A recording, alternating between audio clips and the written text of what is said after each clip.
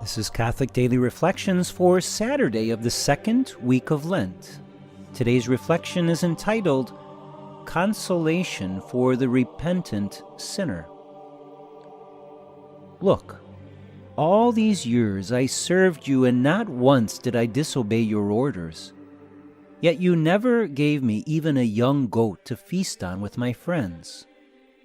But when your son returns, who swallowed up your property with prostitutes, for him you slaughter the fatted calf. This was the reaction of the faithful son in the parable of the prodigal son. Recall that after squandering his inheritance, the prodigal son returns home humiliated and poor, asking his father if he will take him back and treat him as if he were a hired hand. But the father surprises him and throws a huge party for the son to celebrate his return. But the father's other son, the one who remained with him throughout the years, would not join in the celebration. Was it fair that the father killed the fatted calf and threw this large party to celebrate his wayward son's return? Was it fair that the same father apparently never even gave his faithful son a young goat to feast on with his friends? The answer is that this is the wrong question. It's easy for us to live in such a way that we always want things to be fair. And when we perceive that another receives more than us, we can get angry and bitter. But asking whether or not this is fair is not the right question. When it comes to the mercy of God, God's generosity and goodness far exceeds what is perceived as fair.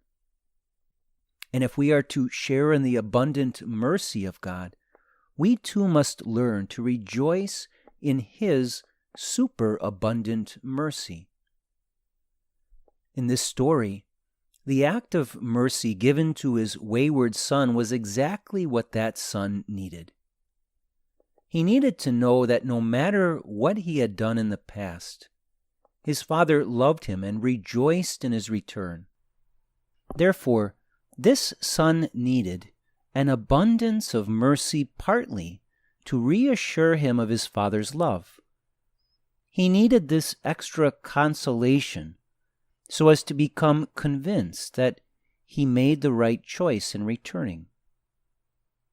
The other son, the one who had remained faithful throughout the years, was not treated unfairly. Rather, his discontent came from the fact that he himself lacked the same abundant mercy present in the heart of his father.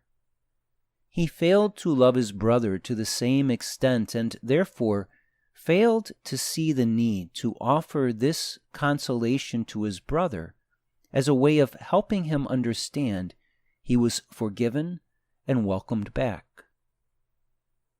Mercy is very demanding and far exceeds what we may at first perceive as rational and just. But if we desire to receive mercy in abundance, we must be ready and willing to offer it to those who need it the most. Reflect today upon how merciful and generous you are willing to be, especially toward those who do not appear to deserve it. Remind yourself that the life of grace is not about being fair. It's about being generous to a shocking extent. Commit yourself to this depth of generosity toward all, and look for ways that you can console another's heart with the mercy of God. If you do, that generous love will also bless your heart in abundance. Let us pray. My most generous Lord, you are compassionate beyond what I can fathom. Your mercy and goodness far exceed what any of us deserve. Help me to be eternally grateful for your goodness, and help me to offer that same depth of mercy to those in most need. Jesus, I trust in you.